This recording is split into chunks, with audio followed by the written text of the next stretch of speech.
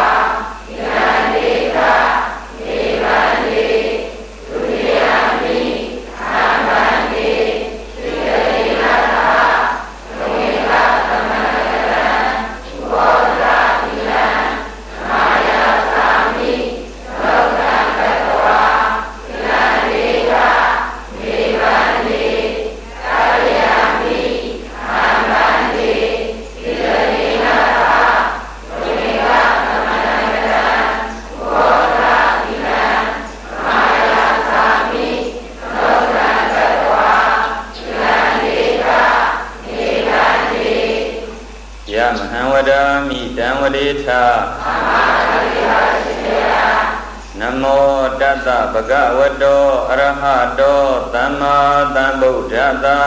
နမောတတ္တဗဂဝတောအရဟတောသမ္မာသမ္ဗုဒ္ဓတ္တနမောတတ္တဗဂဝတောအရဟတောသမ္မာသမ္ဗုဒ္ဓတ္တနမောတတ္တဗဂဝတောအရဟတောသမ္မာသမ္ဗုဒ္ဓတ္တဗုဒ္ဓံတရဏံဂစ္ဆာမိဓမ္မံတရဏံဂစ္ဆာမိသံဃံတရဏံဂစ္ဆာမိဗုဒ္ဓံတရဏံဂစ္ဆာမိဓမ္မံတရဏံဂစ္ဆာမိသံဃံတရဏံဂစ္ဆာမိဒုတိယံပိဗုဒ္ဓံတရဏံဂစ္ဆာမိဒုတိယံပိဓမ္မံတရဏံဂစ္ဆာမိဒုတိယံပိသံဃံတရဏံဂစ္ဆာမိဒုတိယံပိဗုဒ္ဓံတရဏံဂစ္ဆာမိဒုတိယံပိဓမ္မံတရဏံဂစ္ဆာမိဒုတိယံပိသံဃံတရဏံဂစ္ဆာမိတတိယံပိဗုဒ္ဓံတရဏံဂစ္ဆာမိတတိယံပိဓမ္မံတရဏံဂစ္ဆာမိတတိယံပိသံဃံတရဏံဂစ္ဆာမိတတိယံပိဗုဒ္ဓံတရဏံဂစ္ဆာမိတတိယံပိဓမ္မံတရဏံဂစ္ဆာ တရဏဂမနံပရိဘုံနံ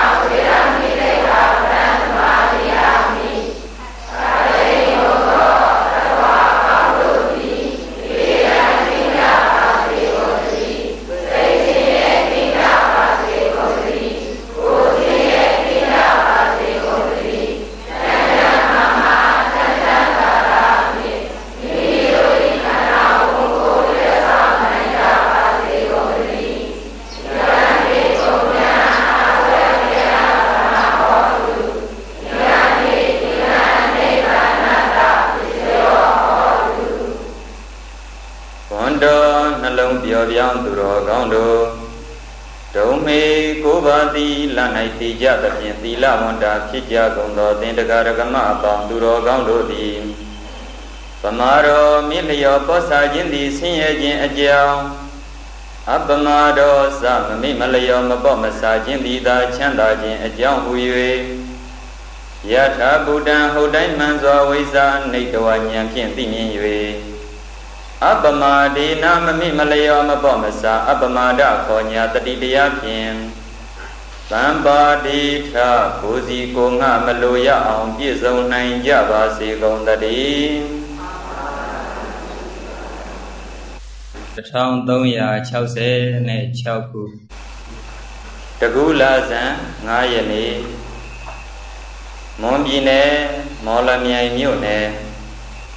ဖားအောက်တော်ရာမေတ္တာဝိဟာရီဓမ္မယုံကြီးမှာဥပုသ်တရင်စောင့်သုံးတရားဘာဝနာပွားများအားထုတ်ကြတဲ့တရားရကမအပေါင်းသူတော်ကောင်းတို့ကိုသင်္ကြန်အကျိုးတရားအနေနဲ့ဟောကြားအပ်တဲ့ဥပရိပန္နာတပါဠိတော်လာဓာတုဝိပင်ကသုတ်တံတရားဒေသနာတော်တရားဒေသနာတော်ကိုမဟောကြားခင်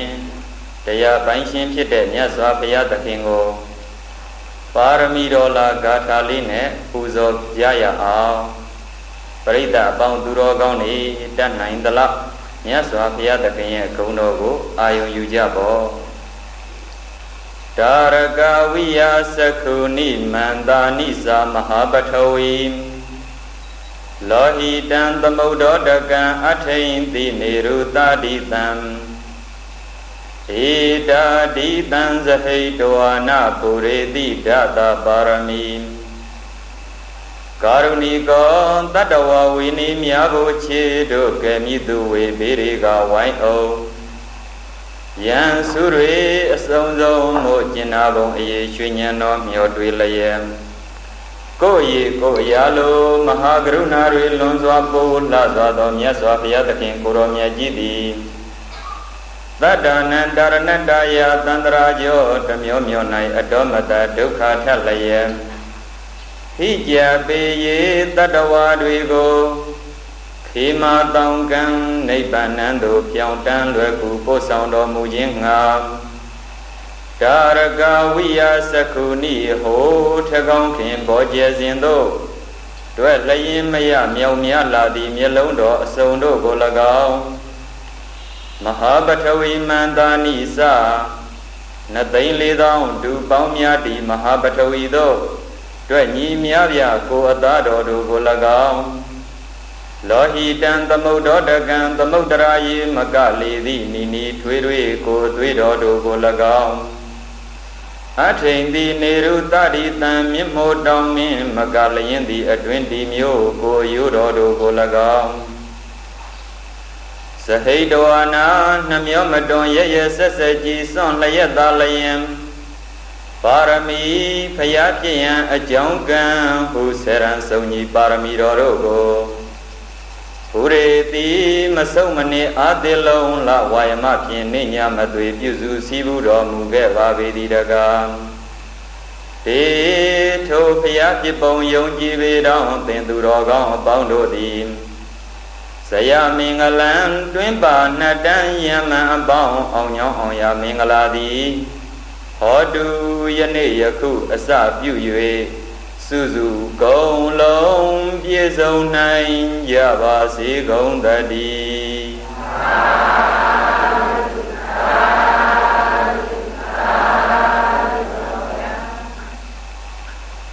သင်္ကြန်တာ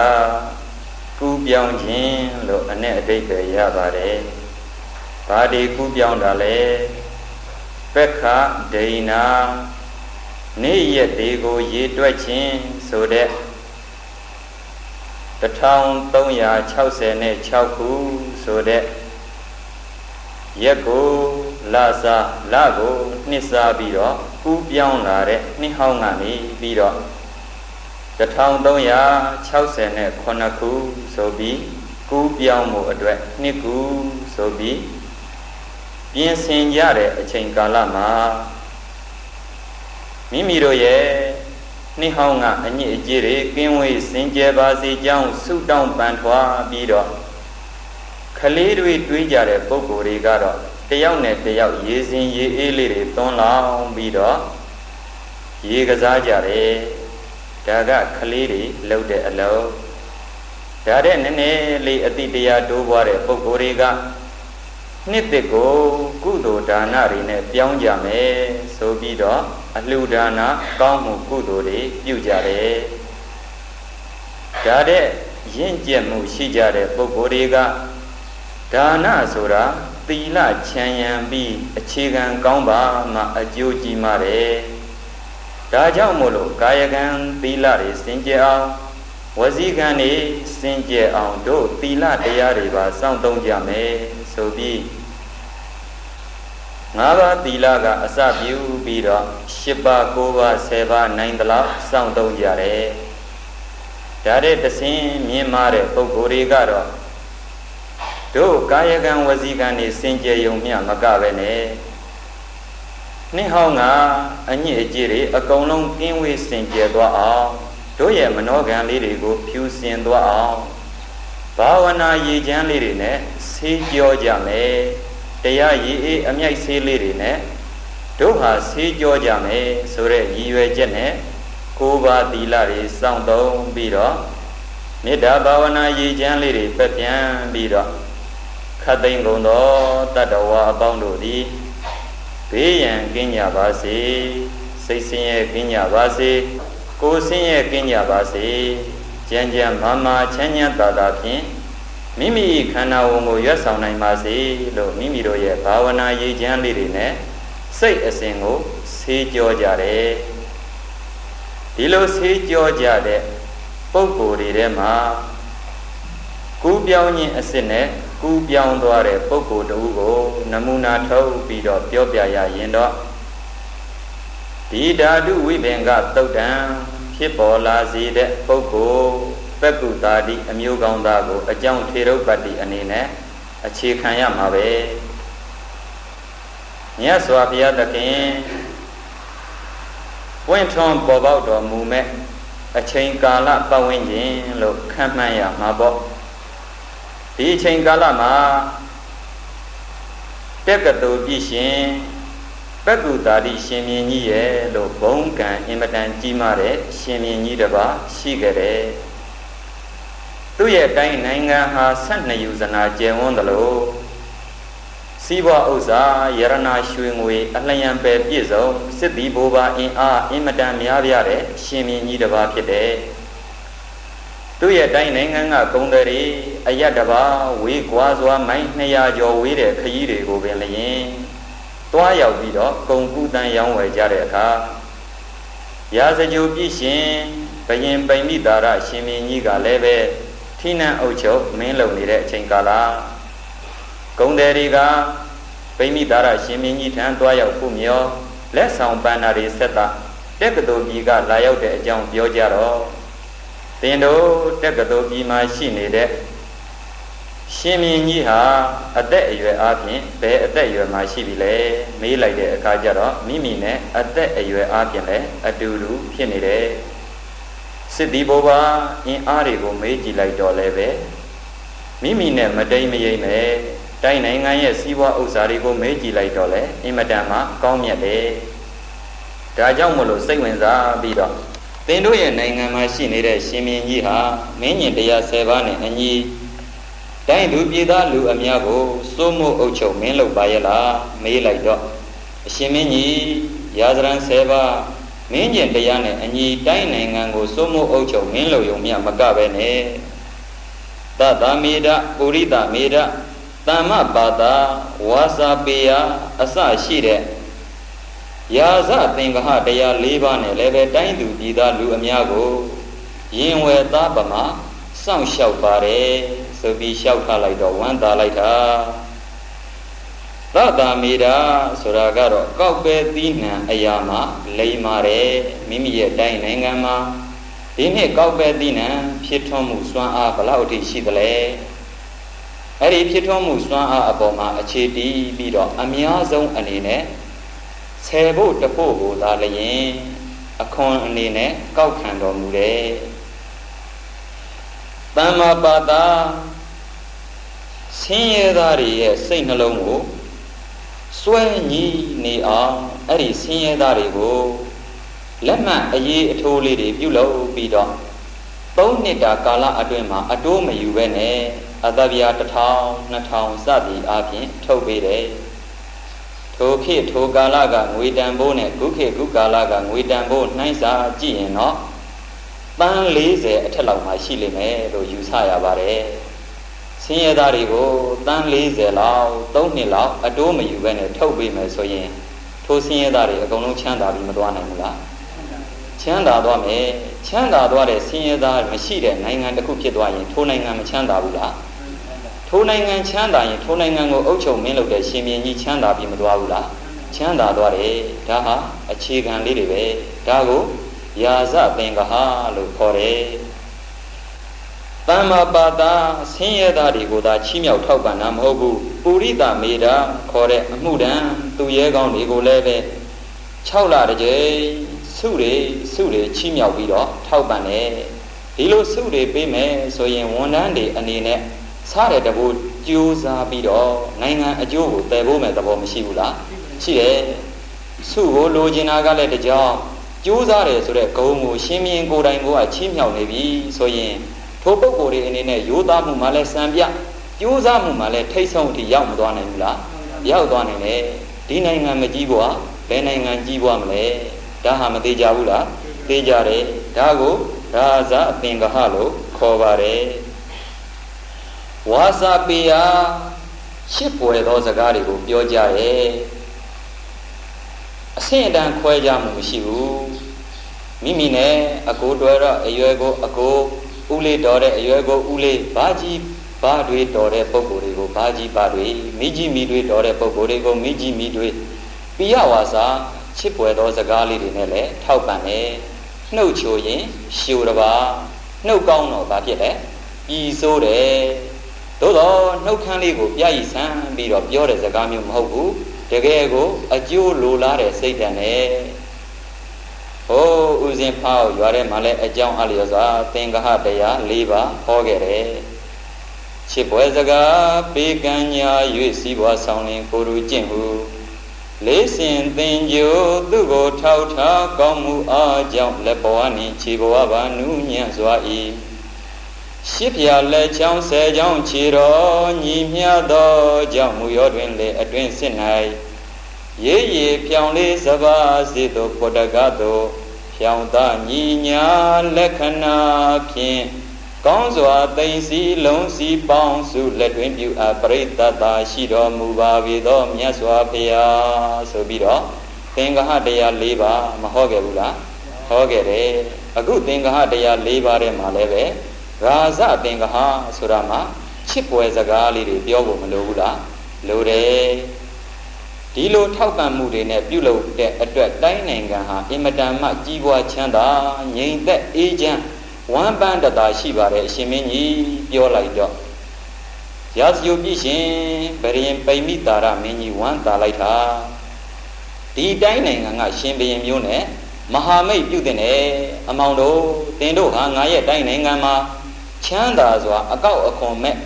ကုံကူးတန်းရောက်ဝယ်ခွင့်ကိုပြုမယ်ပြန်ကာနိအချိန်ကာလမှာလည်းပဲငါထံကိုလာရောက်ပြီးတော့အကြောင်းပြန်ကာမှမိမိရဲ့တိုင်းနိုင်ငံကိုပြန်လို့ကပြန်ကြပါစသည်အပြင်ပြောကြလိုက်တယ်ဒီလိုပြောကြတဲ့ရှင်မင်းမျိုးလေးတွေမိမိတို့အနေနဲ့မျောနှင်းရဖို့မကောင်းဘူးလားကောင်းတယ်နှစ်ဦးနှစ်ဖက်ဟာသူတော်ချင်းချင်းတည်င်းလွယ်လွယ်ပေါင်းဖော်မွေ့ကြတယ်တိုင်းသူပြည်သားလူအများကိုရင်ဝယ်သားကဲ့သို့စောင့်ရှောက်ကြတဲ့ရှင်မင်းကြီးတွေနှစ်ပါးပဲမဟုတ်ကြဘူးလားဟုတ်တယ်ဒါကြောင့်မို့လို့ယထာရခိန်သူပောရဏသူရာဇာနောတထေဝိမံရာဇာရခန္တုဓမ္မေနအတ္တနောဝပဇံပဇံပောရဏရှိထေကျော်အခါသောကတိဇောထွန်းသည့်ဘုံရောင်လက်ကြကုန်သောသူရာဇာနောဖယားအလောင်းရှင်မင်းကောင်းတို့သည်ပဇံတိုင်းသာပြည်သူဘိုလ်လူအပေါင်းကိုဓမ္မေနာယဇရံစေဝမင်းကျင်တရားဖြင့်ရခိန်သူယထာထိန်သိမ်းဆောင်လျှောက်ကုန်တကဲ့သို့တထေဝါထိုဖယားအလောင်းမင်းကောင်းအတူသာလျင်ရာဇာသမုရိနဒုမင်းမြတ်သည်ဣမံပဇံတိုင်းသာပြည်သူဘိုလ်လူအများကိုရခန္တုမေတ္တာကရုဏာဖြန့်ချီကဖြင့်ပြမစိုးမိုးရွာသွန်းဖြို၍ထိန်သိမ်းဆောင်ရှောက်နိုင်ကြပါစေကုန်သတည်း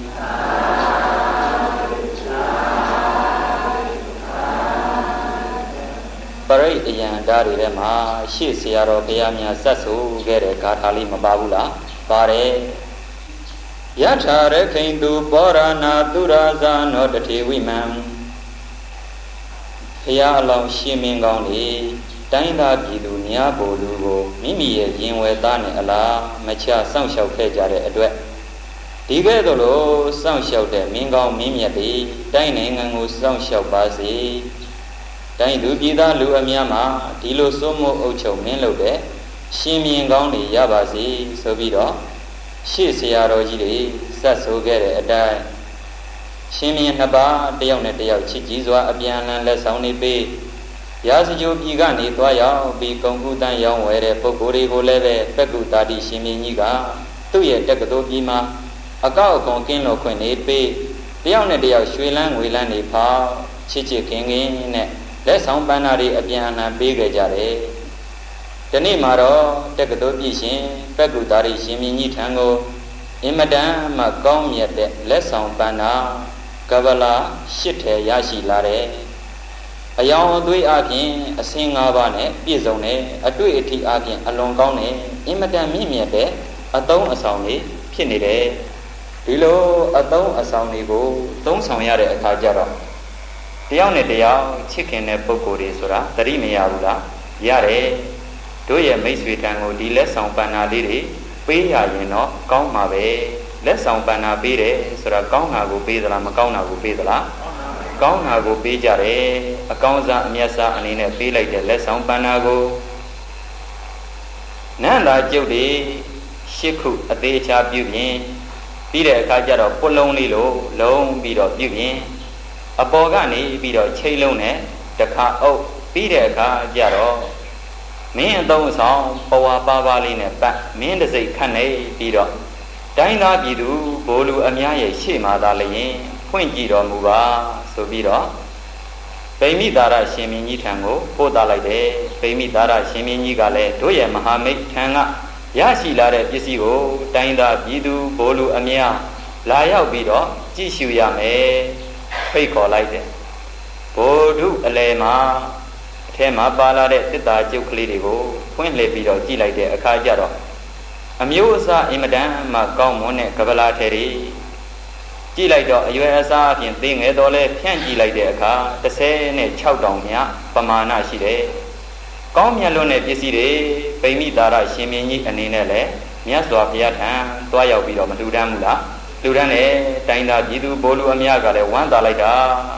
တခါမှမမြင်ဘူးတဲ့ရှင်မင်းကြီးနှစ်ပါးတစ်ပါးနဲ့တစ်ပါးလက်ဆောင်ပန်းနာတွေပေးကြတယ်ပေးတဲ့လက်ဆောင်ပန်းနာတွေကလည်းပဲအဟိုးအ내ကထိုက်တန်တဲ့လက်ဆောင်ပန်းနာတွေဖြစ်တဲ့အတွက်ကြောင့်မို့လို့တကယ်မဟာမိတ်ဖြစ်တတ်တယ်တယောက်နဲ့တယောက်ယုံကြည်ပြီးလက်ခံကြဗိမိတာရဘုရင်ကြီးအနေနဲ့လည်းလက်ဆောင်ပန်းနာတွေကိုလာရောက်ပေးတဲ့အမတ်တွေကိုမေးတယ်အမတ်တို့သင်တို့ရဲ့တိုင်းနိုင်ငံမှာဘုရားယရနာတရားယရနာသံဃာယရနာဆိုတဲ့ယရနာမြတ်3ပါးတရင်စကားတော်လည်းပဲရောက်ရှိနေပြီလားမေးလိုက်တဲ့အခါကျတော့ရှင်မင်းကြီးယရနာ3ပါးမထွန်းကားသေးပါဒီချိန်ကာလမှာရာဇကြိုပြည်မှာတော့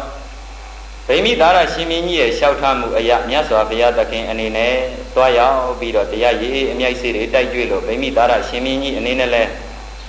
တသိန်းတောင်သောဘုံနာသူကျော်တို့နဲ့အတူတထိုင်းနေသောတရားဒေသနာမှာပဲသောတာပတ္တိမဲ့သောတာပတ္တိဖို့ကိုတည်ခဲ့တဲ့အချိန်သောတာပန်ရှင်မင်းကြီးတစ်ပါးလည်းဖြစ်နေပြီဒီတော့သူ့အနေနဲ့စဉ်းစားတယ်လက်ဆောင်ပန်းနာပေးတယ်ဆိုတာဟာနောက်ပေးတဲ့ပုဂ္ဂိုလ်ကအကောင်းစားအမြတ်စားပစ္စည်းကိုပေးနိုင်မှကောင်းမယ်အဲ့ဒီတော့လောကမှာသက်ရှိပစ္စည်းတွေလည်းရှိတယ်ပဝိညာဏကယရနာတွေပဲသက်မဲ့ပစ္စည်းတွေလည်းရှိတယ်အဝိညာဏကယရနာတွေပဲစိန်ယရနာရွှေယရနာစသည်အပြင်ယရနာတွေပရမယယရနာတွေရှိနေကြဒီလိုယရနာတွေကိုသဝိညာဏကယရနာဖြစ်တဲ့သယရနာသမီးယရနာမိဘယယရနာဒီလိုယရနာတွေနဲ့နှိုင်းစာတိုင်းတာကြည့်လိုက်မယ်ဆိုလို့ရှိရင်ဆင်းယရနာမြင်းယရနာယရနာတွေနဲ့နှိုင်းစာတိုင်းတာကြည့်လိုက်မယ်ဆိုရင်သက်ရှိယရနာတွေကပို့ပြီးတော့တန်ဖိုးတရားကြီးမားတယ်အဲ့ဒီတန်ဖိုးတရားကြီးမားတဲ့သက်ရှိယရနာတွေထဲမှာလည်းပဲဆင်းယရနာမြင်းယရနာတရိษံယရနာတွေတဲ့သာယရနာသမီးယရနာမိဘယယရနာအစရှိတဲ့သက်ရှိယရနာတွေကပို့ပြီးတော့တန်ဖိုးတရားကြီးမားတယ်အဲ့ဒီလူသားပုဂ္ဂိုလ်တွေထဲမှာလည်းပဲအမျိုးသားတွေနဲ့အမျိုးသမီးနဲ့ရှင်းကြည့်လိုက်မယ်ဆိုရင်အမျိုးသားတွေကပို့ပြီးတော့တန်ဖိုးတရားကြီးမားတယ်ဒါကတော့အိန္ဒိယနိုင်ငံဗြဟ္မဏဝါဒကပဲအခြေတည်ပြီးတော့အမျိုးသားတွေကိုအမျက်ဆုံးထားပြီးအမျိုးသမီးတွေကိုအလွန်နှိမ်ထားတဲ့သဘာဝဟာတော်တော်များများနိုင်ငံတကာမှာခုအချိန်အထိရှိနေပါတယ်အမျိုးသမီးနဲ့အမျိုးသားတန်းတူအခွင့်အရေးပေးနိုင်တဲ့နိုင်ငံတွေအကုန်အကြီးမရှိကြသေးပါဘူးဒါဟာအယူအဆွဲတစ်ခုအနေနဲ့အလွန်အကျွံသဘာဝတစ်ခုလို့ပြောလို့တော့ရတယ်သို့တော့အမျိုးသားတွေတဲကသာလျင်သုံးလောကထွတ်ထားတပ်ပင်ညုမြတ်စွာဘုရားသခင်ဖြစ်နိုင်တဲ့အတွက်ကြောင့်မို့လို့ရာဇကြိုပြည့်ရှင်ဘယင်ပိမိတာရမင်းကြီးအနေနဲ့တော့ဒီလိုဆင်ញင်တာဖြစ်ကောင်းဖြစ်ပါလိမ့်မယ်အဲ့ဒီလိုအမျိုးသားတွေထဲမှာလည်းပဲအိမ်ယာတီထောင်လူပေါင်းမှာရှိကြတဲ့အမျိုးသားနဲ့အိမ်ယာမထောင်ယဟန်ပေါင်းမှာရှိကြတဲ့အမျိုးသားတွေအိမ်ယာမထောင်တဲ့ပုဂ္ဂိုလ်တွေကပို့ပြီးတော့မွန်မြတ်တယ်အိမ်ယာမထောင်ယဟန်ပေါင်းမှာရှိကြတဲ့ယဟန်တော်တွေထဲမှာလည်းပဲဥထုစဉ်ယဟန်တော်တွေတဲ့အရိယာသံဃာယဟန်သံဃာတွေကပို့ပြီးတော့မြင့်မြတ်တယ်အရိယာသံဃာယဟန်တော်တွေထဲမှာလည်းပဲသောတာပန်နဲ့သဂရဂံနဲ့အနာဂံ